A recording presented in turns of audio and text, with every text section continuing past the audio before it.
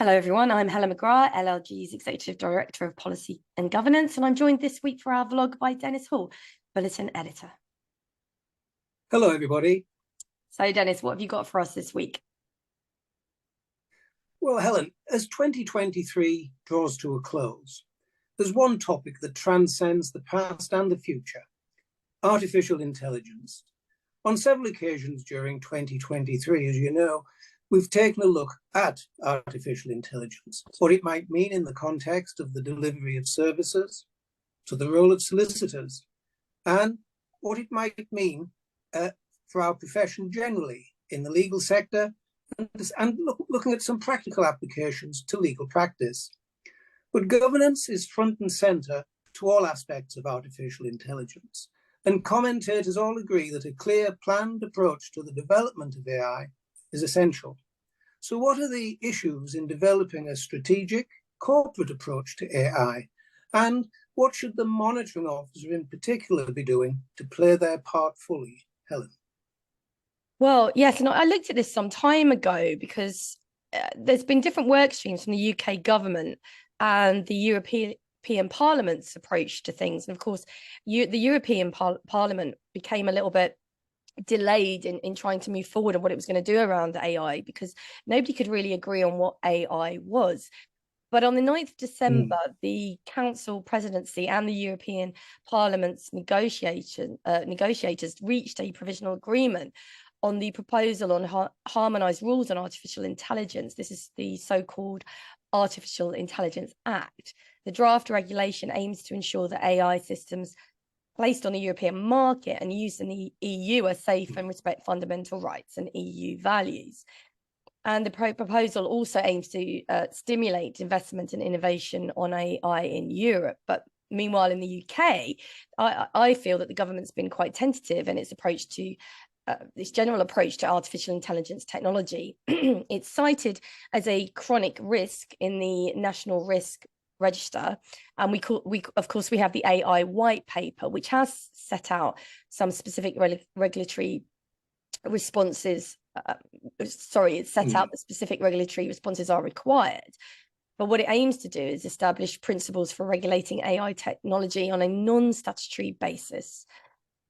Because they say this will encourage the swift and consistent application of rules across existing regulators already regulating different fields of potential application. But the government does foresee the need to strengthen and clarify regulatory mandates. It says once parliamentary time is available. When that will be, who will know? But what do you see as the worries about the use of private information, Dennis? Well, Helen, there's a whole range of things here, and the list is easy to compile from some of the articles that we've both done over this year. There are some big concerns about the use of private information, how safe it might be. But can I mention as well that there are a number of other issues too? The question of whether systems are actually safe to use and whether they give rise to the right kind of decision making. Is it fair and accurate? Is there a kind of built-in discrimination with these systems? And is there sufficient openness and transparency, and more importantly, clear avenues for redress? And as you've said, regulation, I think we're behind the curve in this country. And on the questions of AI tools and whether things can be done to deal with the use of private information, well, the ICO, the Information Commission, has made recommendations about how AI tools should be implemented. They've got a kind of guide. And they talk about taking a data protection, design, and default approach, because councils are data controllers themselves, of course, and they have responsibilities in that respect.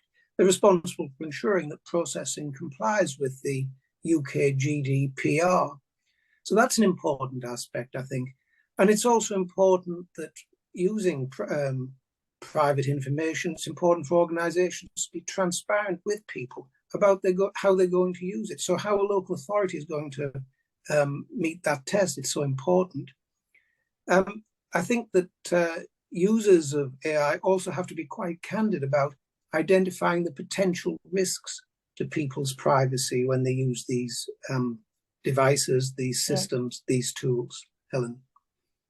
Yeah, and I think, well, it's important as well to remember that obviously councillors can be data controllers in their own right as well. So Mm-hmm. they're going to need to get to grips with all of this, aren't they?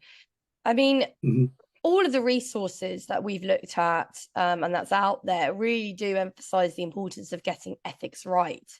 The monitoring Yeah. officer, governance colleagues, they're going to need to be in the room for any strategic or corporate approach to the implementation of AI in their organizations.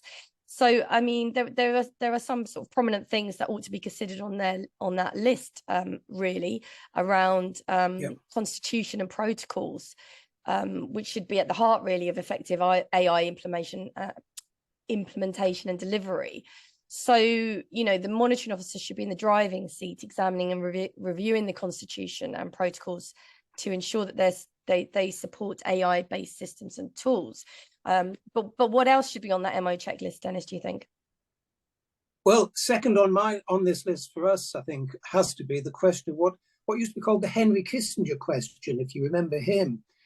When he was the American State Secretary back in the 1960s and 70s, when he talked to big organizations like the European Community, he would say, but who do I need to ring to get something done?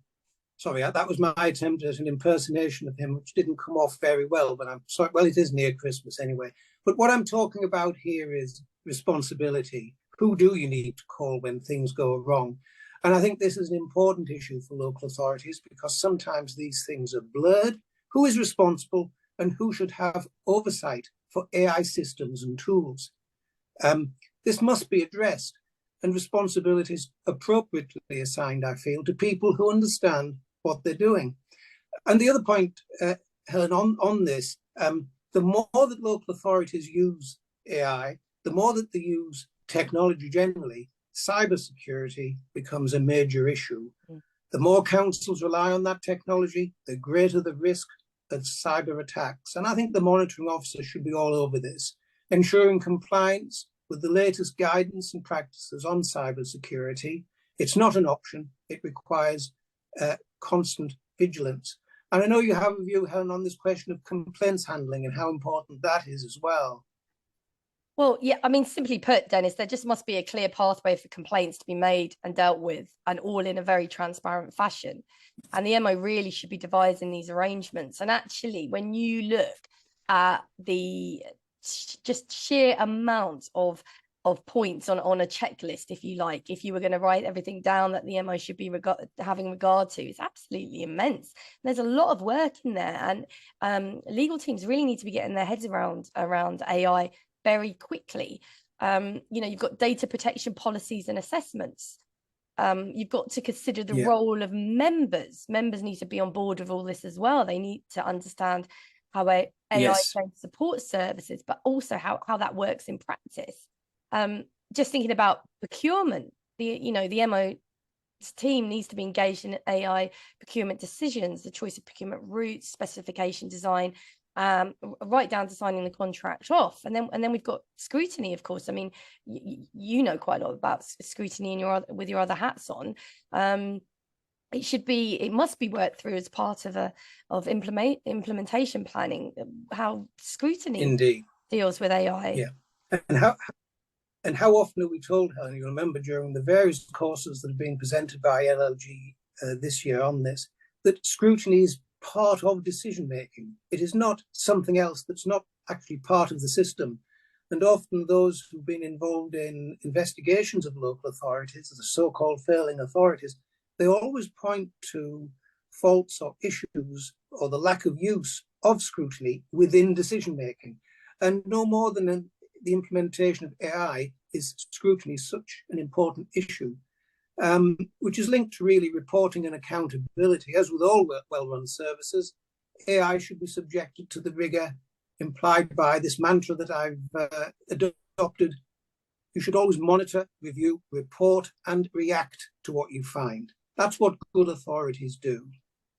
Absolutely. And on that great advice, you can get more coverage of many more items from the bulletin by listening to the Grapevine podcast. Have a lovely Christmas and New Year break, and we'll see you in the new year. So it's goodbye from me. And from me too. Merry Christmas.